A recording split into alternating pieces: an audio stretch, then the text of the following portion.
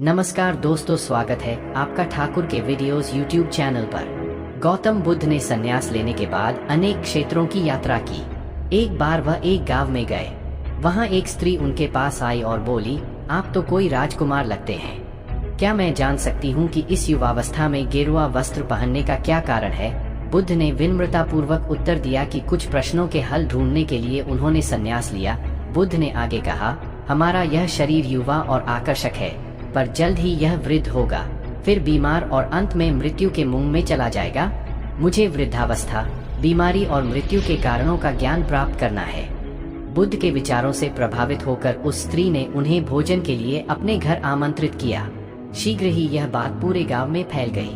गांववासी बुद्ध के पास आए और आग्रह किया कि आप उस स्त्री के घर भोजन करने न जाएं, वह चरित्रहीन है। बुद्ध ने गांव के मुखिया से पूछा, क्या आप भी मानते हैं कि वह स्त्री चरित्रहीन है? तब मुखिया ने कहा, वह सचमुच बुरे चरित्र वाली स्त्री है, आप उसके घर न जाएं। फिर बुद्ध ने मुखिया का दायां हाथ पकड़ा और उसे ताली बजाने को कहा। मुखिया ने कहा, मैं एक हाथ से ताली नहीं बजा सकता, क्योंकि मेरा दूसरा हाथ आपने पकड़ रखा है। बुद्ध ने कहा, जिस प्रकार एक हाथ से ताली नहीं बज सकती, ठीक इसी प्रकार एक स्त्री स्वयं चरित्रहीन कैसे हो सकती है, जब तक कि इस गांव के पुरुष चरित्रहीन न हो। अगर गांव के सभी पुरुष अच्छे होते तो वह स्त्री ऐसी न होती। इसलिए उसके चरित्र के लिए यहाँ के पुरुष ही जिम्मेदार हैं। लेकिन आजकल हमारे समाज के पुरुष लज्जित नहीं, गौरवान्वित महसूस करते हैं, क्योंकि यही हमारे पुरुष प्रधान समाज की रीति और नीति है। यह सुनकर सभी गांववासी लज्जित हो गए। गौतम बुद्ध ने क्यों कहा हर पुरुष की 4 पत्नियां और हर स्त्री के 4 पति होनी चाहिए? जाने इसका अर्थ। भगवान गौतम बुद्ध को विश्व के प्राचीनतम धर्मों में एक बौद्ध धर्म का प्रवर्तक माना गया है। उनके अनमोल विचारों से जीवन की दशा और दिशा बदल जाती और नई प्रेरणा मिलती है। लोग उनके उपदेशों और विचारों को ग्रहण कर उसका पालन करते हैं। लेकिन गौतम बुद्ध के कई विचारों में एक है 4 पति पत्नी होने से जुड़े विचार, जिसे जानकर आप चकित रह जाएंगे। गौतम बुद्ध के अनुसार हर पुरुष की 4 पत्नियां और हर स्त्री के 4 पति होने चाहिए। लेकिन आखिर उन्होंने ऐसा क्यों कहा और इसके पीछे का कारण क्या है? इसका जवाब आपको इस कहानी में मिलेगा। एक व्यक्ति की 4 पत्नियां थीं। उस दौर में पुरुषों को एक से अधिक पत्नियां रखने का अधिकार प्राप्त था। व्यक्ति का जीवन अपनी पत्नियों के साथ अच्छा चल रहा था, लेकिन कुछ समय बाद व्यक्ति शारीरिक परेशानियों से घिर गया और काफी बीमार पड़ गया। बीमारी इतनी जटिल थी कि ठीक होने के बजाय दिन ब दिन स्थिति खराब होती जा रही थी। अपनी हालत देख व्यक्ति को यह समझ आ गया था कि उसकी मृत्यु का समय नजदीक है। इसे लेकर वह उदास रहने लगा। पहली पत्नी का जवाब। एक दिन उसने पहली पत्नी से कहा, प्रिय, मेरी मृत्यु नजदीक है। मैं जल्द ही अपने शरीर का त्याग कर संसार से मुक्त हो जाऊंगा, लेकिन मैं अकेले नहीं जाना चाहता हूँ। मैंने हमेशा तुमसे प्रेम किया और आज भी करता हूँ। क्या तुम मेरे मृत्यु के बाद मेरे साथ चलोगी?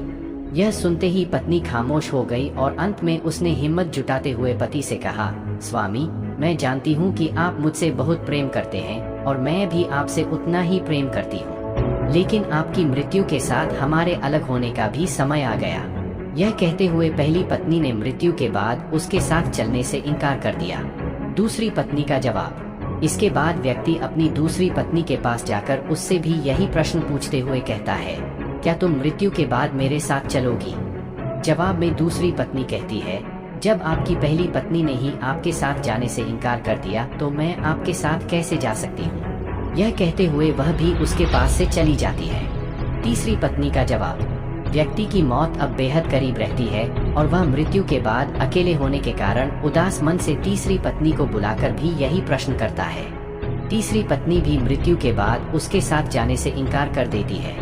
चौथी पत्नी का जवाब। मृत्यु को और करीब पाकर अब व्यक्ति की सारी उम्मीदें खत्म हो चुकी होती है और अंत में वह अपनी चौथी पत्नी को बुलाता है और हिम्मत जुटाकर वही प्रश्न पूछता है जो उसने अपनी 3 पत्नियों से पूछे थे। व्यक्ति कहता है, मैं मरने के बाद जहाँ भी जाऊँगा, क्या तुम भी मेरे साथ वहाँ चलोगी? तब चौथी पत्नी कहती है, स्वामी, मैं आपके साथ जरूर चलूंगी। आप जहाँ भी जाएंगे मैं भी आपके साथ चलूंगी और आपका साथ दूंगी, क्योंकि मैं खुद भी आपसे दूर नहीं रह सकती। कहानी का सार और सीख। कहानी को सुनाते हुए गौतम बुद्ध अंत में कहते हैं, हर पुरुष और महिला के पास 4 पत्नियां और 4 पति जरूर होने चाहिए। यह इसलिए क्योंकि उसे भी चौथी बार में हाँ सुनने को मिले। हालांकि कहानी में बताए 4 पति और पत्नी का तात्पर्य यहाँ गौतम बुद्ध ने जीवन के पहलू को बताया है। गौतम बुद्ध के अनुसार इस कहानी में पहली पत्नी हमारा शरीर है, जो मृत्यु के बाद हमारे साथ नहीं जा सकती। इसलिए मृत्यु के बाद शरीर को जला दिया जाता है या दफना दिया जाता है। दूसरी पत्नी है हमारा भाग्य। मृत्यु के बाद हमारा भाग्य भी यहीं छूट जाता है और हम उसे साथ नहीं लेकर जा सकते हैं। तीसरी पत्नी का संबंध रिश्तों से है। मृत्यु के बाद रिश्ते नाते सभी यहीं छूट जाते हैं और हम चाहकर भी इसे अपने साथ नहीं लेकर जा सकते हैं। कहानी में चौथी पत्नी जो कि साथ जाने के लिए तैयार हो जाती है, इसका संबंध हमारे कर्म से है। कर्म ही एकमात्र ऐसी चीज है जो मृत्यु के बाद हमारे साथ जाती है। कर्म ही वह चीज है जिससे हमारे पाप पुण्य का लेखा जोखा होता है और मृत्यु के बाद हमारी आत्मा को स्वर्ग या नरक की प्राप्ति होती है।